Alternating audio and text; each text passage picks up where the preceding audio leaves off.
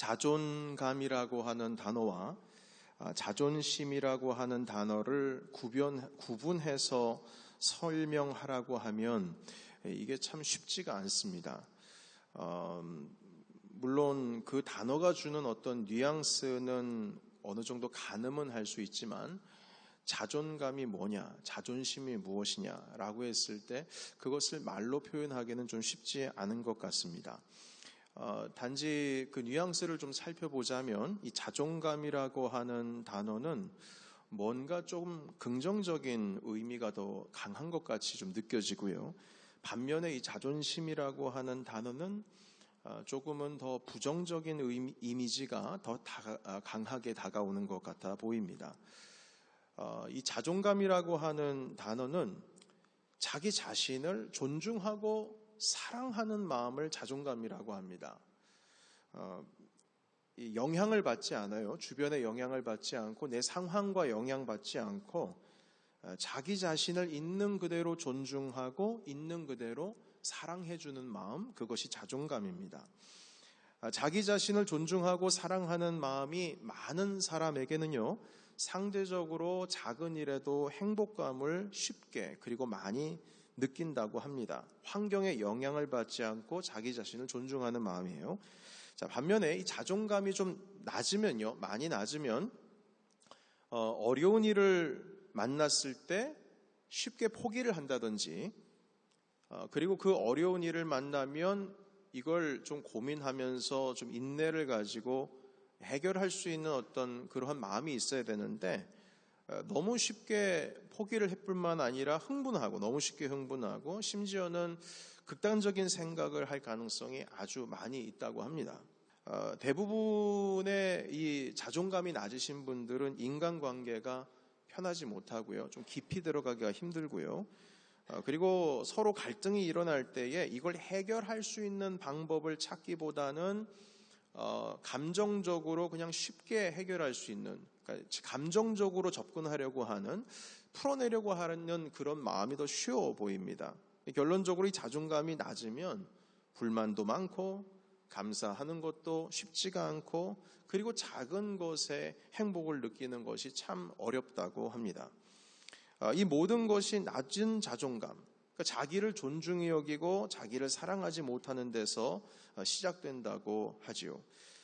여러분, 오늘 우리가 창세기 1장 27절에서부터 말씀을 잠깐 봤지만 좀 뒤로 돌아가서 마태복음으로 함께 살펴봤으면 좋겠습니다. 마태복음 22장 37절에서 40절 말씀 우리 같이 읽어보도록 하겠습니다. 예수께서 이르시되 내 마음을 다하고 목숨을 다하고 뜻을 다하여 주 너희 하나님을 사랑하라 하셨으니 이것이 크고 첫째 되는 계명이요 둘째도 그와 같으니 내 이웃을 내 자신같이 사랑하라 하셨으니 이 두 계명이 온 율법과 선지자의 강령이니라. 아멘.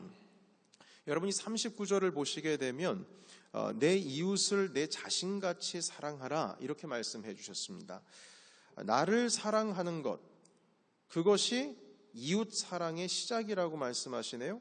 내 이웃을 사랑하려면 먼저 나 자신을 사랑할 줄 알아야 내 이웃을 사랑할 수 있다는 겁니다.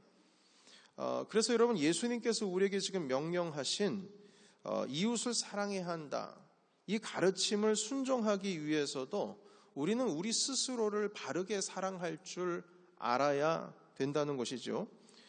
그런 의미에서 나를 사랑하고 나를 존중히 여기는 이 나를 향한 자존감이라고 하는 이 주제는요, 결론적으로는 나에 대한 주제가 아니에요.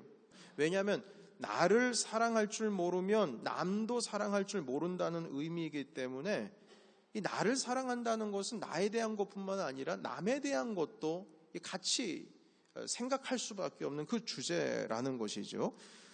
그래서 결국 나를 사랑하지를 못하면 하나님께서 말씀하신 것 가운데, 주님께서 말씀하신 가운데 가장 큰 계명이 바로 이웃사랑이다라고 하는 이 말씀을 순종하기 참 어려운 것입니다. 여러분, 오늘 읽은 우리 창세기 1장 27절에서 28절까지 본문 말씀 보시게 되면 우리 인간을 창조하신 그 이야기가 등장을 하게 되는데요. 이 이야기에서 조금 독특한 표현 하나를 발견하게 됩니다. 그 두 가지를 좀 발견하고 싶은데요. 첫 번째는 무엇이냐면 우리 27절 보시게 되면 하나님께서 우리를 창조하실 때에 자기 형상대로, 하나님의 형상대로 창조하셨다. 이렇게 남자와 여자를 창조하셨다라는 이야기가 등장합니다. 주님의 모양대로 우리가 만들어졌어요. 그래서 우리를 보게 되면 우리 안에 주님의 형상이 담겨져 있습니다. 그것을 주님께서 지금 말씀하시는 거예요. 그리고 두 번째 또 독특한 표현은 오늘 우리가 읽지 않은 바로 앞구절인 26절에 있는데요. 26절 한번 보실까요? 하나님이 이르시되 우리의 형상을 따라 우리의 모양대로 우리가 사람을 만들고 그들로 바다의 물고기와 하늘의 새와 가축과 온 땅과 땅에 기는 모든 것을 다스리게 하자 하시고. 아멘. 여러분, 여기 보시게 되면 우리라는 표현이 3번 등장합니다. 하나님이 이르시되 우리의 형상을 따라 우리의 모양대로 우리가 사람을 만들자. 여러분, 여기서 우리는 도대체 무엇일까요? 태초에 하나님 말고도 또 누군가 있었다는 뜻일까요? 왜 우리의 형상을 따라 우리가 사람을 만들자라고 말씀하실까요? 이 표현은 삼위일체, 트리니티, 이 교리를 나타내주고 있는 표현입니다. 하나님께서 혼자가 아니시고 성부 하나님, 여호와 우리 하나님 외에도 성자 하나님, 우리 예수 그리스도, 그리고 성령 하나님, 이렇게 세 분이 한 분이시죠. 이 세 분이 모두 다 각각 따로따로의 인격체시지만 한 분이십니다. 여러분, 우리가 금요일마다 요한복음 우리 강해 말씀 함께 나누고 있는데요. 요한복음의 말씀의 시작인 1장을 보시게 되면 거기에 태초에 말씀이 계셔서 천지를 창조하셨다라고 하는 말씀이 등장을 합니다. 태초에 말씀이 계셔서 천지를 창조하셨다. 그러면 그 말씀이 누구냐? 우리는 보통 구약의 눈으로 보면 당연히 우리 하나님이시겠죠. 그러나 요한복음은 그 말씀이 누구시냐면 바로 예수 그리스도다. 이렇게 말씀하십니다. 그래서 요약하자면 성부 하나님, 성자 하나님, 성령 하나님, 여호와 하나님, 예수 그리스도, 그리고 성령님께서 당신의 형상대로 우리를 창조하셨다라고 하는 결론을 맺게 되죠. 이 말씀을 통해서 우리가 알 수 있는 것은 무엇이냐면 우리가 하나님을 두 눈으로 뵌 적이 없고, 그리고 오감, 우리의 촉각, 시각, 미각, 이 모든 것들로, 청각, 이 모든 것들로 주님의 모습을 구체적으로 오감으로 뵙지도 못하고 만나지는 못했지만, 경험하지 못했지만 적어도 하나님께서 어떤 분이신지를 우리 서로의 모습을 통해서 어느 정도 우리가 알 수 있다는 것입니다. 여러분, 우리는 하나님을 닮은 사람들입니다. 그렇게 창조가 되었어요. 그래서 우리들은 우리 서로를 통해서 우리 안에 계신 하나님을 볼 수가 있습니다. 그리고 우리는 이게 하나님의 형상만 닮은 것이 아니라, 이 모양만 닮은 것이 아니고, 이게 주님을 닮았다라고 하는 뜻은 우리의 영이 하나님의 영을 닮았다는 뜻이고요. 우리의 생각도 하나님의 생각을 닮았다는 뜻이고요. 우리의 성품도 하나님의 성품을 닮았고, 뿐만 아니라 우리의 내재적인 어떤 도덕성, 윤리성, 이것도 하나님의 선하심을 그대로 닮았다라는 말씀인 것입니다. 다시 말해서 우리는 그릇인데 하나님의 모든 것을 그대로 담은 그릇과도 같습니다. 그래서 우리 안에 있는 선한 양심이라고 하는 것이요, 하나님께로부터 왔기 때문에 우리가 무엇이 윤리적인 것인지, 무엇이 도덕적인 삶인지 그것을 분별하고 알면서 살아갈 수가 있는 것입니다. 창조론을 부정하는 진화론자들이 있죠. 이 진화론자들은 인간이 갑작스러운 우주의 빅뱅에 의해서 탄생한 진화된 존재다, 이렇게 말하고 있지만, 그들이 아무리 무슨 화석을 가지고 여러 가설들을 증명한다고 할지라도 쉽게 증명하기 어렵고 설명하기 불가능한 것이 있습니다. 그 중에 하나는 무엇이냐면, 우리 인간이 가지고 있는 이 도덕성, 그리고 윤리적인 모습이 어떻게 인류 문화, 이 인류 역사에 등장하게 되었는지는 설명을 못합니다.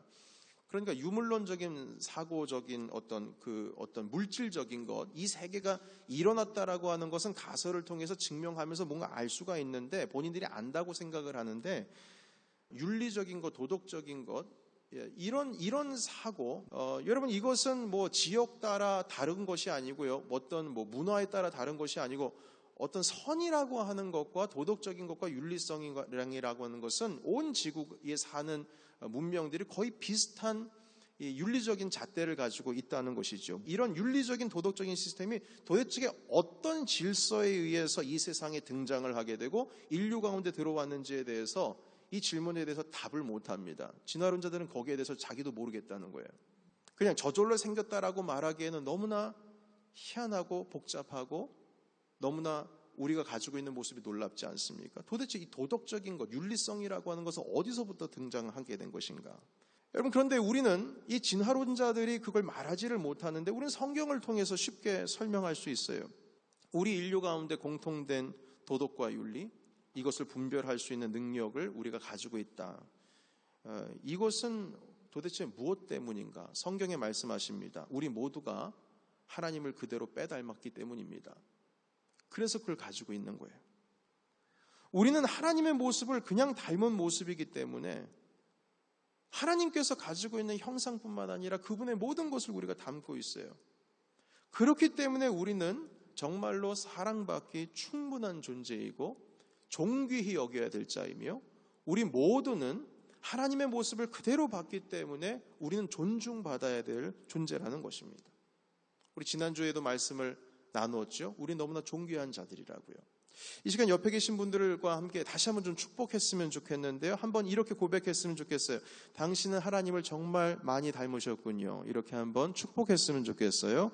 하나님을 정말 많이 닮으셨군요. 여러분, 하나님의 모습을 담고 있는 우리는요, 서로 비교해서 내가 누구보다 더 나은 삶을 살고 있기 때문에 내 삶의 가치가 더 높이 평가되어야 한다, 이렇게 말할 수 없습니다.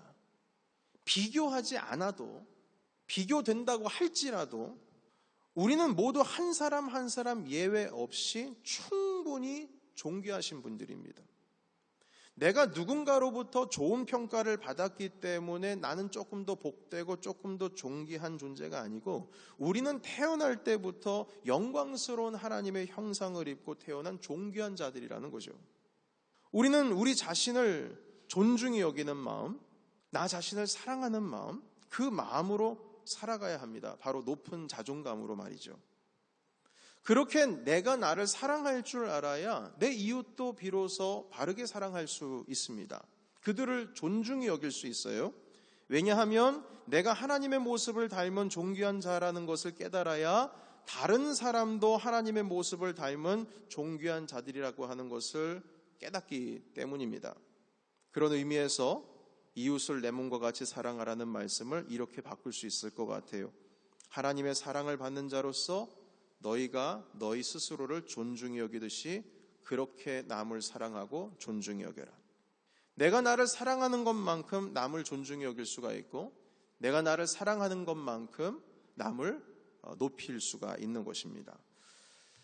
그런데 어떤 분들은 이렇게 말할 수 있을 것 같아요. 아니, 목사님, 자기 자신을 사랑하지 않는 사람이 세상에 어디 있습니까? 내가 내 자신을 사랑하지 않는다는 것이 있을 수가 있습니까? 내가 내 자신을 사랑하니까 그래도 조금 좋은 거라도 입고 싶고, 얼굴에도 조금 예쁘게 보이기 위해서, 왜냐하면 나 자신을 예쁘게 드러내보기 위해서 난 나를 사랑하니까 나에게 좋은 것을 투자하고 나에게 좋은 것을 이렇게 스스로를 위해서 그렇게 가꾸려고 하는 것들, 이런 거 다 나를 사랑하기 때문에 그러는 것 아닙니까? 건강한 것을 먹고 싶고 내 육체를 위해서 몸을 가꾸고 건강을 유지하는 것, 다 나 자신을 사랑하기 위해서 그러는 것인데, 아니 이 세상에 나 자신을 사랑하지 않는 사람이 어디 있습니까? 이렇게 질문하실 것 같아요.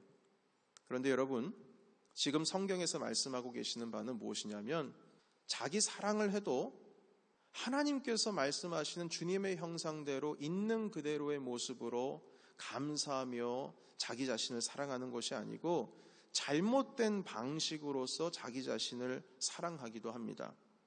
그 방식은 자존감이 아닌 바로 자존심이라고 하는 방식으로 자기 자신을 사랑하는 거죠.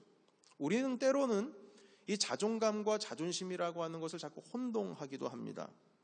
다시 자존감이라고 하는 단어를 정리를 해보자면 자기 자신을 조건 없이 비교하지 않고 나 자신을 있는 그대로 존중히 여기고 사랑하는 마음입니다. 반면에 자존심은 무엇이냐면 비교해서 남에게 굽히지 않고 스스로의 자신의 품위를 남과 비교했을 때 떨어지지 않게 하기 위해서 그 품위를 지키려고 하는 마음이 바로 자존심입니다.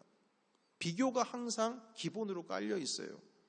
이것은 다른 사람과 나 자신을 비교선상에 두고 나 자신을 비교했을 때 그 품위가 떨어지지 않게 하기 위해서 나 자신을 사랑하고 나 자신을 인정하려고 하는 마음입니다. 그래서 이 자존심이라고 하는 것은 남과 비교했을 때 내가 무조건 조금 우월해야 행복한 거예요. 비교했을 때 우월해야 행복합니다. 그리고 내 감정에 있어서 내가 인정받아야 행복합니다. 누군가로부터 평가됐을 때 인정받아야 행복한 거예요. 비교했을 때 항상 내 가치가 조금이라도 내가 생각하는 것보다 다른 사람들의 평가에 의해서 내 가치가 높이 인정받을 때 내가 행복하다고 말할 수가 있고, 또한 내가 사랑받고 있구나, 그제서야 비로소 나 자신을, 그래 내가 조금 더 나은 사람이니까 그만큼 내가 나 자신을 존중히 여기고 사랑할 수 있는 것입니다. 따라서 이 자존심이 높으신 분들은요, 자꾸 자기의 존재감을 드러내려고 합니다. 왜냐하면 평가되었을 때 높이 평가받아야 자기가 행복하기 때문에 늘 드러내려고 하죠. 자기 자신의 가치가 인정받아야만 살맛나는 삶을 산다고 표현을 합니다. 그렇게 나 자신의 가치를 비교했을 때 조금 더 우위에 두어서 인정받고 인정받는 것, 그것을 자기 사랑으로 착각하고 있습니다. 자존심으로 자기 자신을 사랑하는 사람은 비교했을 때 조금 내가 부족해 보이거나 자기 자신이 인정받지 못하거나 상대적으로 만약에 주목을 받지 못하게 되면 내가 무시당한다고 생각합니다. 그리고 그 감정을 견디지를 못하죠. 하버드 대학의 교육심리 학에서 대학원에서 교수로 계시는 조세핀 킴 박사라는 분이 계시는데요. 이분이 이 자존심이라고 하는 데에서 연구를 해서 말씀하시길 이렇게 말씀하고 있어요. 뭐라고 말하냐면, 이 자존심이 강한 사람은요, 아무 일도 아닌 것에 쉽게 창피한다고 합니다. 왜냐하면 비교하니까요. 늘 나 있는 그대로의 모습을 존중하지를 않고 사랑하지 않으니까 항상 비교하니까 조금 비교했을 때 못하면 창피를 느낀답니다. 그리고 쉽게 흥분하고 인간관계가 깊지를 못하고, 왜냐하면 항상 비교하니까요. 늘 비교하니까요. 비교하면 살 수가 없어요. 그거 어떻게 살아갑니까? 있는 그대로의 모습을 사랑하고 존중히 여기고 품에 안을 수 있는 그러한 태도가 필요한데, 이 자존심이 강한 사람들은 항상 비교해요. 그래서 비교가 되었을 때 상대방에 비해서 부족하다고 느끼면 그 자존심의 느낌을 다시 찾으려고 다른 사람들이 피해 입는 것 상관하지 않고 살아간다고 합니다. 나만 높아지면 되는 거예요. 반대로 자존감이 높으신 분들, 자존심이 아닙니다. 자존감입니다. 있는 그대로 나 자신을 사랑할 줄 아는 사람은 하나님께서 주신 나 자신을 사랑하고 사랑받을 만한 존귀한 자라는 것을 인정합니다. 높은 자존감으로 살아가는 사람들에게 있어서 주어진 상황이 어떠하든지, 비교가 되든 말든, 내 환경이 열악하지 않든, 내가 가난하든 부자든, 내가 잘 배웠든 못 배웠든, 내가 가진 것이 많든 적든 별로 상관하지 않습니다. 왜냐하면 그것과 상관없이 나 자신은 소중하니까요. 주님께서 그렇게 존귀한 자로 만드셨다라고 하는 그 믿음으로 살아가는 자들은 정말 작은 것에도 감사하며 지금 현재의 모습을 허락하여 준 주님께 감사하며 내 자신을 소중히 여기면서 살아갈 수가 있다는 것입니다. 여러분, 이런 자존감이 높은 사람들이 정말 하나님 사랑할 수 있고요. 이런 자존감이 높을 때 비로소 주님께서 말씀하여 주신 내 이웃을 내 몸과 같이 사랑하라 했을 때 이웃을 바르게 사랑할 수가 있습니다. 만약에 자존심이 높으신 분들은 이웃 사랑하기를 비교하면서 사랑하겠죠. 하나님께서는 성경의 많은 곳에 곳곳에 우리를 조건 없이 사랑하시고 비교해서 사랑하는 분이 아니라는 사실을 곳곳에서 말씀하고 계십니다. 너희는 택하신 족속이고 왕같은 제사장이다. 너희는 세상의 빛이다 말씀하셨어요. 너는 내 아들이다. 불 가운데로 지나갈 때 내가 너와 함께 할 것이고 물 가운데 지나갈 때 내가 내버려 두지 않을 것이다. 너는 새벽 날개를 치며 바다 끝에 가서 거할지라도 그곳에서도 내가 나의 오른손으로 너를 붙들리라. 우리가 죄인 되었을 때 우리 주 하나님께서 당신의 독생하신 예수 그리스도를 십자가에 내어주심으로 말미암아 그 죽음을 통해서 우리를 향하신 당신의 사랑을 확증하셨다.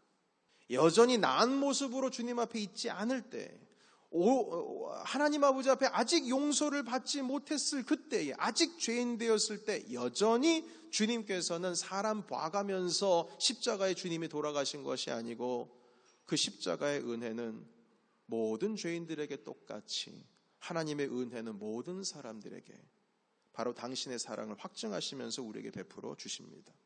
이렇게 성경은 곳곳에서 우리를 편견적으로 비교해서 사랑하는 것이 아니라 우리 모두를 있는 그대로 주님께서 품으시려고 주님께서 애를 쓰시고 계시는 모습을 말씀을 통해서 보고 있습니다.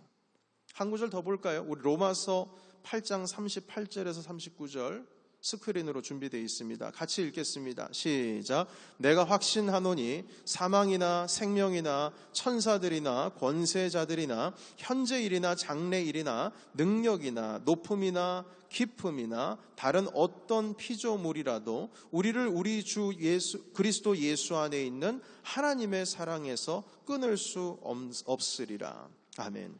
어떤 것도 주님의 사랑에서 끊을 수 없대요. 그러니까 여러분, 어떤 것도예요. 우리가 아직 죄인 되었을 때도 주님의 사랑에서 우리를 끊을 수가 없어요. 주님은 여전히 우리를 붙들고 계세요. 여전히요. 어떤 것도 끊을 수가 없어요. 어느 누가 우리를 아무리 비난한다고 할지라도요, 주님은 우리를 비난하지 않으시고 연약함을 그냥 끌어안으세요. 주변에 있는 많은 사람들이 음란한 여인에게 너 죄졌다, 돌로 쳐야 된다 이렇게 얘기했었어도요, 예수님께서는 그 앞에 오신 여자분에게, 그 음란한 죄를 지은 분에게 나도 너를 정죄하지 않는다 하셨어요. 여러분, 그 여인에게 죄 없다고 하신 게 아니에요. 정죄하지 않겠다고 한 거예요. 죄 없다라고 말씀하신 게 아니에요. 나는 너를 정죄하지 않는다, 비난하지 않는다. 그러니 다시 죄를 짓지 말라. 사랑으로 들어오라. 하나님 아버지의 품으로 다시 돌아오라. 관점이 다른 거지요.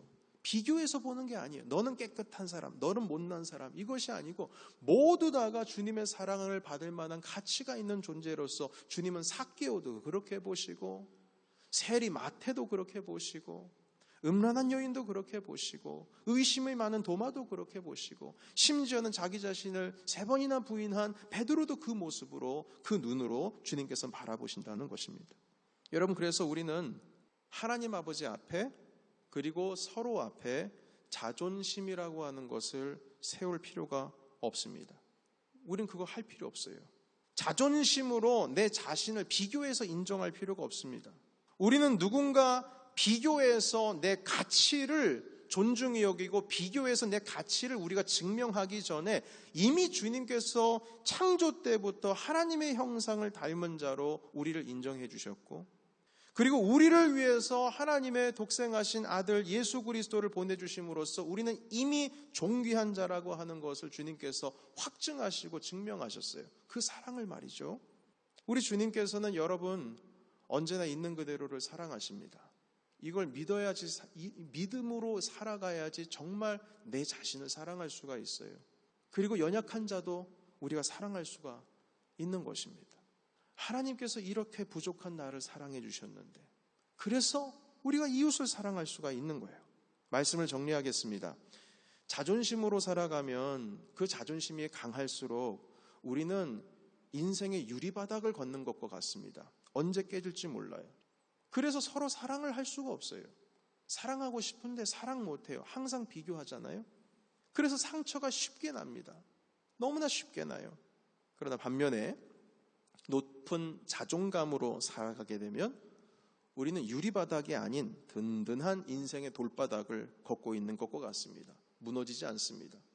주님이 날 사랑하셨는데, 주님이 나를 당신의 형상으로 만드셨는데 무너지지 않고 작은 것을 사랑하고 작은 것의 행복을 누리고 내가 뭔가 특별해서 내가 뭔가 우월해서 행복한 것이 아니라 내게 주어진 삶이 너무나 귀하고 감사해서 하나님께 영광 올려드리며 살아갈 수가 있는 것입니다. 여러분, 말씀 마치기 전에 오늘 본문의 말씀 한 번만 더 봤으면 좋겠어요. 27절 제가 읽어볼 테니까요. 여러분 한 구절 한 구절 단어 하나하나를 깊이 생각하시면서 따라왔으면 좋겠습니다. 제가 읽겠습니다.